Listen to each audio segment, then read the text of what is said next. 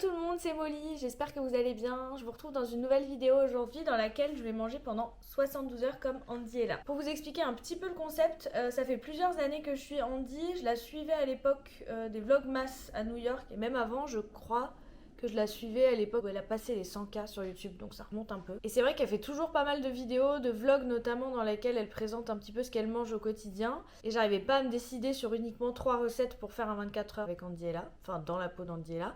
Du coup, je me suis dit que j'allais faire 72 heures. Parce qu'en fait, il y avait pas mal de recettes qui m'intéressaient de ouf. Du coup, je me suis dit, bah, au lieu de me restreindre, autant faire 72 heures. Donc, j'espère que ça va vous plaire. Là, je vais commencer directement par le déjeuner. Parce que j'ai pas petit déjeuner ce matin. J'avais pas forcément très faim. Donc ce que je ferai, c'est que je reporterai le petit déj sur mon dernier jour du 72 heures. La première recette, ce sera les bagels au saumon et au cream cheese comme à New York, qu'elle a présenté dans un de ses reels sur Insta. Je sais plus exactement de quand ça date, mais ça fait pas super longtemps dans mes souvenirs. Donc je vais venir prendre mon pain à bagel. J'ai essayé de le trouver un petit peu comme celui qu'elle présente dans la vidéo, à savoir avec un plus petit trou possible, parce qu'à New York ils sont bien gros les pains à bagel, donc je vais faire toaster. Une fois que le pain est bien toasté comme ça, je vais venir mettre du cream cheese et du coup du saumon fumé. Dans sa vidéo, elle mentionne bien qu'à New York ils mettent 1,5 tonne de cream cheese et 36 tonnes de saumon. Du coup, j'ai pas de Philadelphia, mais j'ai du Saint-Moret et j'ai du saumon. Donc je vais faire ça tout de suite, je vous montre ce que ça donne. Du coup, j'ai bien mis 1,5 tonne de cream cheese et pas mal de saumon. Ça a l'air trop bon. J'ai hâte de goûter. En vrai, je pense connaître un petit peu le goût parce que j'ai déjà mangé des bagels au saumon. Mais c'est vrai que là, j'en ai mis vraiment beaucoup. J'ai mis beaucoup de saumon et beaucoup de cream cheese. Donc j'ai hâte de voir ce que ça va donner. Dans son reel sur Insta, elle le coupe en deux, donc je vais faire ça. Et voilà. Hop, ça donne ça. Franchement, ça a l'air trop bon. Je pense que dans le cream cheese, on pourrait rajouter pas mal de trucs, des petites herbes, des échalotes. Ou même carrément prendre, je crois qu'il y a des marques genre Madame Loïc et Tartare et Boursin, etc. qui font des cream cheese avec plein de goûts différents, des herbes, ail, fines herbes, noix, figues, ce genre de trucs. Je pense que ça peut être trop bon. Ça, on peut faire plein de variantes du bagel. J'ai trop hâte de goûter.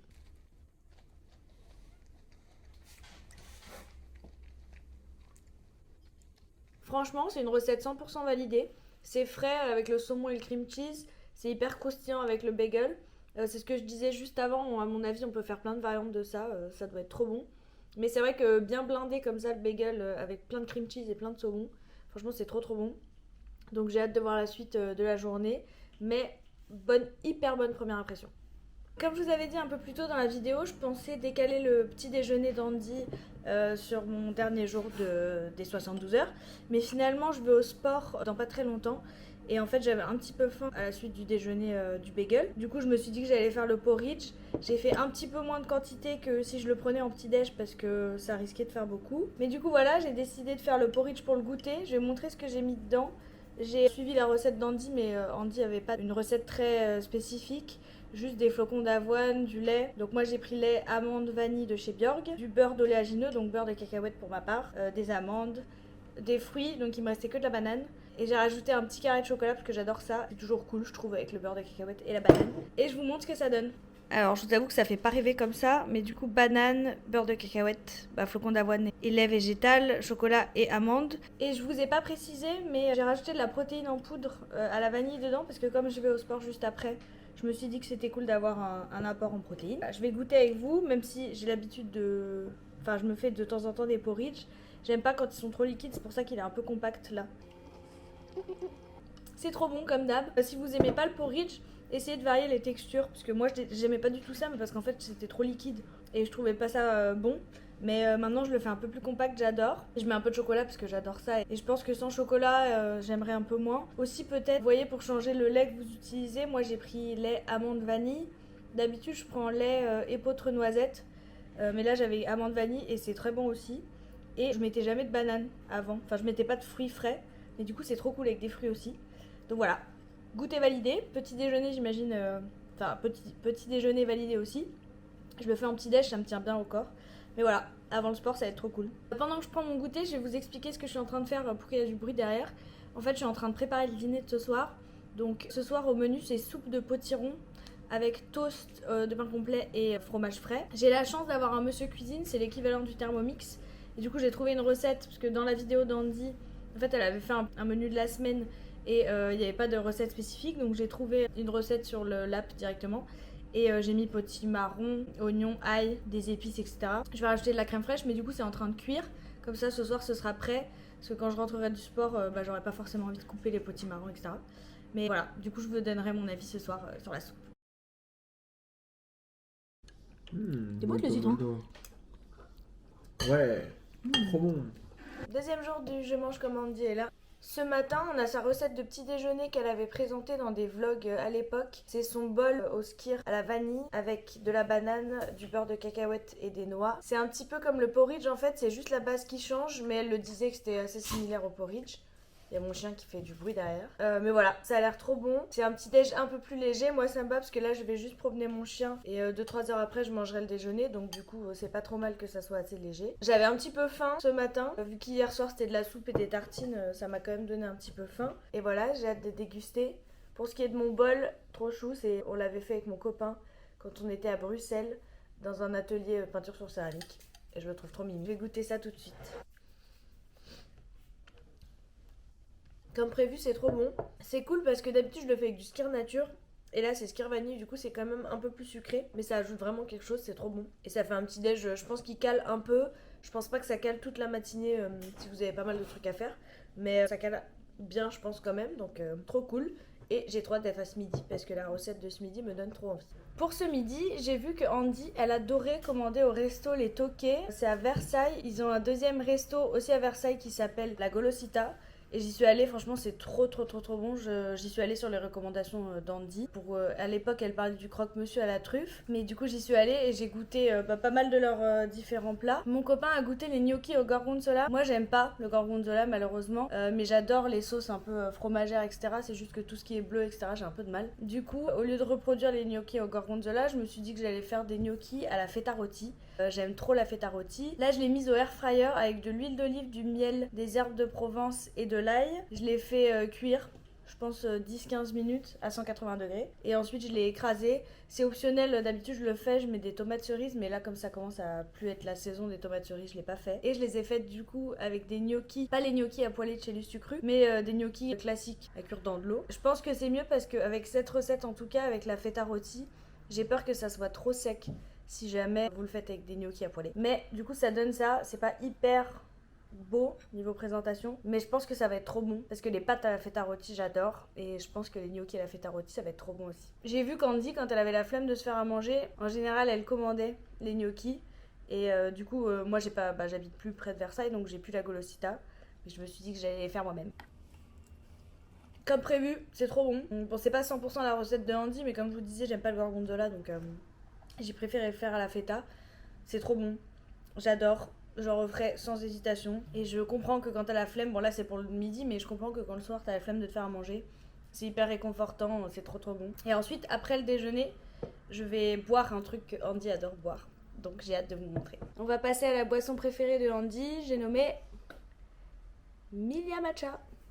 J'ai la chance d'avoir eu ça pour un de mes anniversaires, une canette de matcha à la vanille du coup, comme ceci. Et j'en bois. Honnêtement, j'en bois pas tous les jours parce que j'en ressens pas forcément le besoin niveau énergie. J'essaie de minimiser ma consommation pour pouvoir le garder le plus longtemps possible. Mais du coup, on va en boire aujourd'hui. En général, je le bois froid, en ice latte. Mais là, j'ai l'impression que je commence un petit peu à tomber malade. Donc je vais le boire en chaud. Je vais vous montrer ce que j'utilise pour le boire. En général, je mixe le lait d'avoine, soit le Oatly, soit le barista de chez Lidl, qui est trop bien aussi. Je le mixe avec le lait amande vanille de chez Björk, qui est très sympa. Je sais qu'Andy, elle boit son matcha avec du lait d'amande. Moi, juste le lait d'amande, j'aime pas trop parce que je trouve que c'est trop fort en goût. Mais amande vanille, c'est trop bon. C'est un peu sucré, donc ça permet de pas resucrer derrière, pas mettre d'autres sucrants. Et avec le matcha vanille, ça se marie trop bien parce que du coup, c'est très vanillé quoi. Donc ça, je fais chauffer au micro-ondes tout simplement. J'ai pas de mousseur à lait automatique, j'ai juste un petit fouet électrique. Donc je vais le faire mousser avec ça. Après c'est du lait d'amande donc ça mousse pas hyper bien comme le lait d'avoine, mais j'ai plus de lait d'avoine donc on va faire avec ça. Je me suis aussi acheté une petite cuillère à matcha récemment parce que j'ai lu que les cuillères en acier c'était pas top pour les bienfaits du matcha. Du coup je m'en suis acheté une, histoire d'avoir le bon dosage de 1 et de garder les bienfaits. J'ai fait chauffer mon lait et du coup j'ai le batteur électrique. Ça va pas monter comme je vous disais énormément, mais bon, c'est déjà ça. Dans une tasse, j'ai mon matcha avec de l'eau, je vais le mixer. J'ai pas de fouet non plus en bois, malheureusement. Je me tâte à investir dans un, donc on verra. Voilà, mon petit matcha. comme Andy. Elle le boit plutôt le matin, Andy. Mais là pour l'après-midi ça va être trop bien juste après le déj. J'ai pas tamisé le matcha avant et du coup ça fait un petit peu des grumeaux. Mais bon, c'est pas très grave. On va goûter. C'est super bon avec juste le lait d'amande vanille et pas de lait d'avoine. Forcément c'est très vanillé parce qu'il y a le lait d'amande et la vanille du matcha. Mais c'est trop bon. Donc je comprends pourquoi Andy elle en boit. En plus ça a des bienfaits sur l'énergie, sur la peau et tout. Petite pépite. Mieux que le café je pense. Pour le dîner de ce soir, j'ai vu dans une des anciennes vidéos d'Andy, mais j'arrive pas du tout à la retrouver. Dites-moi si vous y arrivez. J'ai vu qu'elle proposait une recette de quiche Lorraine, un peu à sa façon. Dans mes souvenirs, c'était des lardons, il y avait de la crème à la place du lait et pas mal de fromage râpé, d'emmental râpé. Donc j'ai décidé de la refaire. J'ai plus la recette exacte, mais c'était ce que j'avais retenu à l'époque. Et aussi, moi je mange pas de viande. Donc là au air fryer, il y a du tofu que j'avais fait mariner dans l'après-midi. J'avais mis de la sauce soja sucrée salée, de l'ail et du paprika fumé. Et j'ai fait des petits morceaux et là je les fais au air fryer pour qu'ils croustillent bien. Je pense que ce que je vais faire, c'est que je vais faire l'appareil. Et ensuite je vais piquer ma pâte brisée. Je sais pas si je mets de la moutarde en base ou pas, mais je pense pas parce que c'est une quiche Lorraine. Mettre mon tofu grillé et par-dessus verser l'appareil du coup. Et mettre une bonne dose de fromage râpé. Pour ma part, ce sera du comté râpé parce que j'ai oublié d'acheter du fromage et que j'ai acheté du comté pour la suite de la vidéo. Mais du coup, je vais faire ça. Je vais essayer de vous montrer. En tout cas, je vous montrerai la quiche à la fin. Mais je suis pas une très très grande fan de quiche à la base. Mais je pense que celle-ci, je vais bien aimer parce que c'est de la crème et j'adore la crème fraîche. C'est du fromage râpé et je pense que le tout mélangé avec du tofu, ça va être bon. Donc, je m'y mets. Comme ça, il n'y a pas de cheveux dans la pâte. J'ai pris 3 œufs. Donc on va voir si ça suffit, sinon j'en rajouterai un ou je couperai avec de la crème ou du lait. Je mets du sel et du poivre. J'ai pas mis trop de sel parce que avec le comté et le tofu mariné à la sauce soja, j'ai peur que ça soit un peu trop salé sinon. Je mets la crème, il me reste de la crème légère 15% et j'ai de la crème fraîche 30% entière je crois. Ouais, du coup je vais faire un mélange des deux. Je vais quand même mettre un peu de comté râpé directement dans l'appareil parce que j'ai peur que si j'en mette que au-dessus, ça fasse une couche de grillé et qu'en dessous ce soit pas ouf. Du coup je vais faire ça et après bah je pense que c'est bon. Parce que c'est une quiche Lorraine donc c'est assez... Enfin, j'imagine que c'est pas une quiche Lorraine d'ailleurs.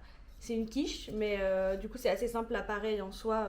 Voilà, du coup la pâte avec le tofu à laquelle je vais ajouter l'appareil et le comté par-dessus. Et voilà.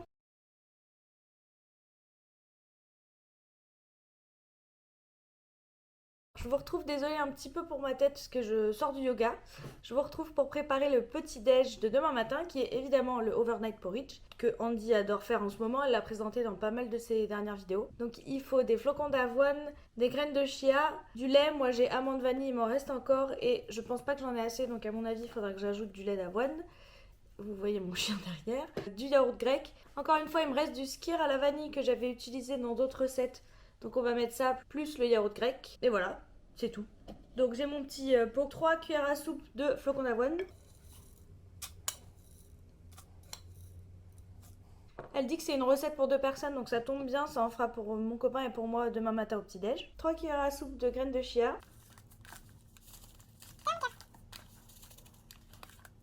Je crois dans mes souvenirs que je suis pas hyper fan de overnight porridge, mais j'ai jamais essayé avec les graines de chia, donc j'ai hâte de voir ce que ça donne.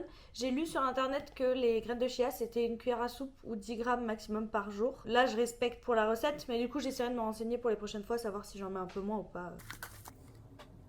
Il me restait 2 cuillères à soupe de skyr à la vanille, du coup je mets une cuillère à soupe de yaourt grec. Je me suis pas excusée pour la luminosité qui est pas ouf, mais du coup comme on est le soir, désolée, mais du coup la lumière est pas ouf. Et maintenant, je vais peser 150 ml de lait, du coup lait végétal pour ma part. Hop, je vais mélanger. Du coup, j'ai mélangé, comme je vous le disais plus tôt, je crois que j'aime pas trop ça, mais je pense que c'est surtout une question de texture. Du coup, là, avec les graines de chia, on va voir ce que ça donne. Au pire, pour les prochaines fois, j'ajouterai ou j'enlèverai du lait. Je pense que j'en enlève, enfin j'en sais rien, mais potentiellement j'en enlèverai. De toute façon, là il y a le skyr et la fin du lait végétal à la vanille, donc je pense que ça va sucrer naturellement et ça va être bon, enfin ça va donner du goût. Parce que Andy dans sa recette, elle suggère de mettre de la vanille, mais moi j'en ai pas mis du coup. Du coup, je vais mettre au frigo toute la nuit et on va voir ce que ça donne demain matin. On se retrouve ce matin pour le overnight porridge de Andy. Donc je vais essayer de vous montrer à quoi ça ressemble. Hop. Du coup, ça a fait une texture plus épaisse que ce que j'imaginais, donc c'est cool parce que j'avais peur que la texture soit trop liquide pour mon goût. Je suis honnêtement pas 100% sûre d'adorer parce que comme je disais hier, j'ai un peu de mal avec le porridge froid. Mais on va goûter. J'ai mis banane, beurre de cacahuète et cacahuète. Donc on va voir ce que ça donne. Mon copain a goûté ce matin. Il m'a dit qu'il avait adoré. Lui, il adore un peu... Enfin, il adore les graines de chia comme ça. Donc il a trop aimé. En plus, avec la vanille, il m'a dit que c'était trop bon. Donc on va voir. Je crois que j'aime bien. C'est pas mon petit déjeuner préféré de tous les temps que je me ferai tous les matins. Mais une fois de temps en temps, en effet, je pense que ça cale bien. Donc de temps en temps, pour gagner du temps le matin, je le ferai. Là c'est bon parce qu'il y a de la vanille, ce que je vous disais. Donc je pense que ça aide au fait que ça soit un peu plus sucré. Mais franchement je suis assez satisfaite. J'aime bien le fait que ça soit pas trop liquide, donc c'est cool. Je vais manger ça et je vais repartir pour ma journée. Pour le déjeuner ce midi, j'ai vu que Andy, quand elle était un peu dans le rush ou en voiture, etc., elle mangeait souvent des sandwichs. Elle a fait une vidéo il y a pas longtemps sur les meilleurs sandwichs de Paris. Mais même avant, elle présentait souvent les sandwichs qu'elle mangeait en voiture avec Jérémy.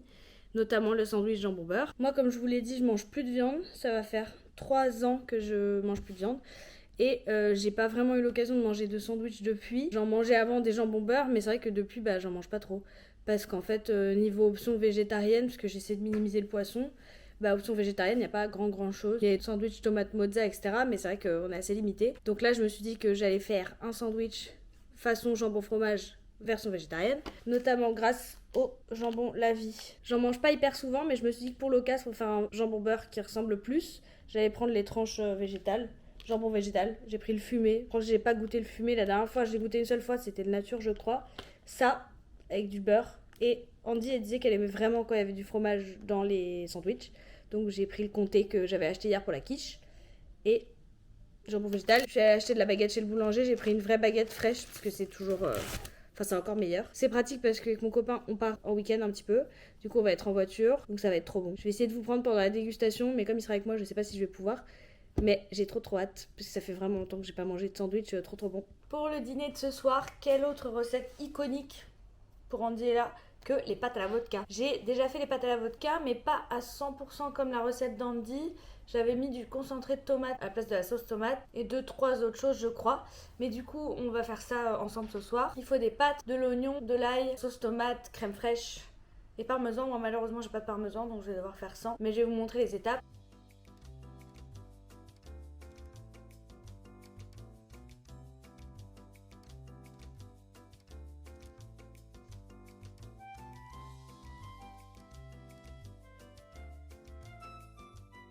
Alors, voilà. J'avais des toutes petites pâtes, je les avais jamais, elles sont trop mignonnes.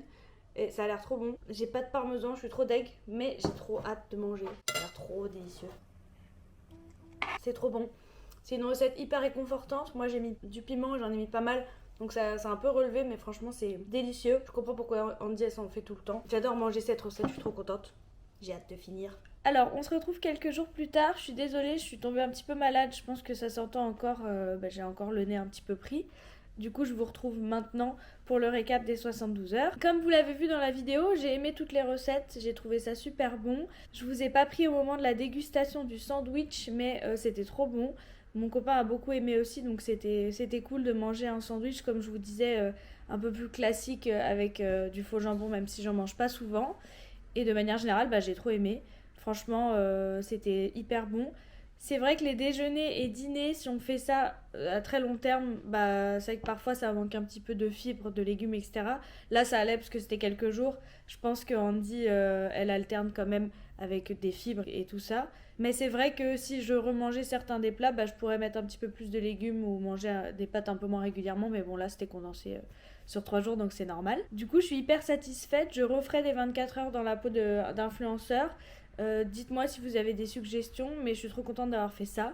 Et puis on se retrouve bientôt pour une nouvelle vidéo. N'hésitez pas à vous abonner et passez une super journée.